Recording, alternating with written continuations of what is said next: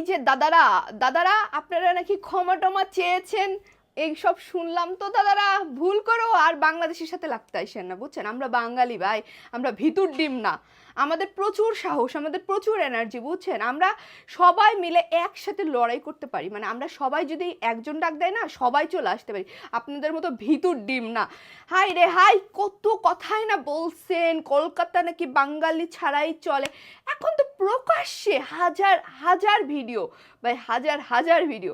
আমরা বাঙালিরা যাচ্ছি না দেখে তাদের হোটেল চলতেছে না, তারা মেডিকেল থেকে দুই একটা যে চার্জারটা পাইতেছে তাদেরকে বলতেছেন আসেন ভাই আসেন, 1000 টাকার রুম এখন 200 টাকায় ভাই, তাও আসেন তাও থাকেন।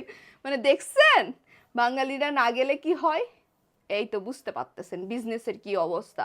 কলকাতার নিউ মার্কেট এরিয়া আগে বাঙালিরা থো থো থো থো করতো, এখন তো কিচ্ছু নাই, মানে একটা জনশূন্য দেশ হয়ে গেছে কলকাতাটা, ঠিক আছে? জনশূন্য, মানে কোনো মানুষজন নাই, কিচ্ছু নাই, যে দুইজন যাচ্ছে চিকিৎসার জন্য।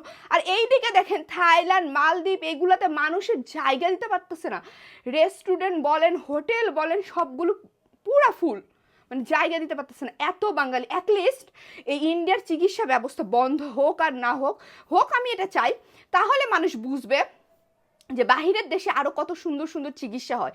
অলরেডি অনেকে বুঝেই গেছে, অনেকে এখন এসে বলতেছে যে না আমরা এতদিন যা চিকিৎসা নিয়েছি ইন্ডিয়াতে প্রচণ্ড ভুল করছি, এর চেয়ে কম টাকায় থাইল্যান্ডে অনেক, মানে কি বলবো, অনেক ভালো চিকিৎসা পাইতেছে, অনেক, মানে এটা প্রকাশ্যে এখন আসতেছে।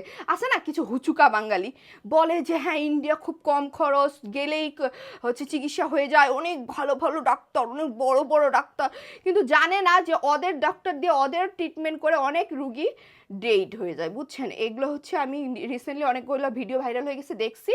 সো আমার কথা হচ্ছে ভাই, ওর চেয়েও কম খরচ দিয়ে আপনি থাইল্যান্ডে শুধু এয়ার টিকিটটা বেশি, হ্যাঁ আমি মানতেছি এয়ার টিকিটটা বেশি, কিন্তু চিকিৎসা ব্যবস্থা যতটা ভালো আপনি 100% বলতে বাধ্য হবেন যে ওইসব দালালের চেয়ে বহুত ভালো।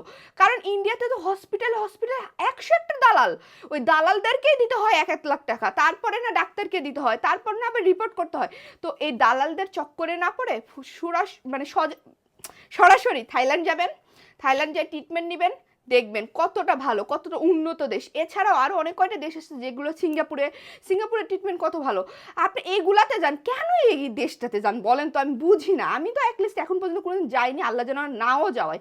এই ফালতু দেশে কোনো দিন চিকিৎসা করতে যাবেন না, এখন আপনারা সচেতন হন, এখন ডিজিটাল যুগ আসছে, এখন ডিজিটাল সব কিছু, এই দাদাদের চক্করে পড়েন না, দাদারা অলরেডি গেছে, দাদারা অলরেডি ক্ষমা চাইতে শুরু করে দিছে, তো এটাই তাদের প্রাপ্ত ছিল। মানে বাঙালিদের সাথে লাগতে আসলে যা হয়, আমাদের বাংলাদেশের সাথে লাগতে আসে এখন পর্যন্ত কারো কোনোদিন ভালো হয় নাই, সবসময় ক্ষতি হয়েছে, বুঝছেন? আমরা তো কারো ক্ষতি করতে যাই না, ওই যে ওদের একটা স্বভাব আছে, সবার পাশে না কি জানি ভালো লাগে ওদের খালি, মানে কোনো একটা দেশের সাথে তো ভালো সম্পর্ক নাই, আর আমাদেরকে হুমকি দেয় চিকিৎসা বন্ধ করবে। এবার দাদারা চিকিৎসা বন্ধ করলে আমাদের কি, আমাদের লাভ? তোমাদের দেশে চিকিৎসা করতে যাব না, গেলাম না, সে তো আমাদের থেকে টাকা নিয়ে চলো আর কি। হ্যাঁ আমরা টাকা না দিলে যে কি হইতেছে বুঝতেই তো পারতেছো, এখন মুড়ি ভেজে খেতে হবে, বুঝছো? তোমরা মুড়ি ভেজে খাও, আর আমরা এই যে দেশ বিদেশ ঘুরে বেড়াই, বিভিন্ন দেশে যাই চিকিৎসা নেই, তোমাদের চিকিৎসাতে ছাই পড়ুক।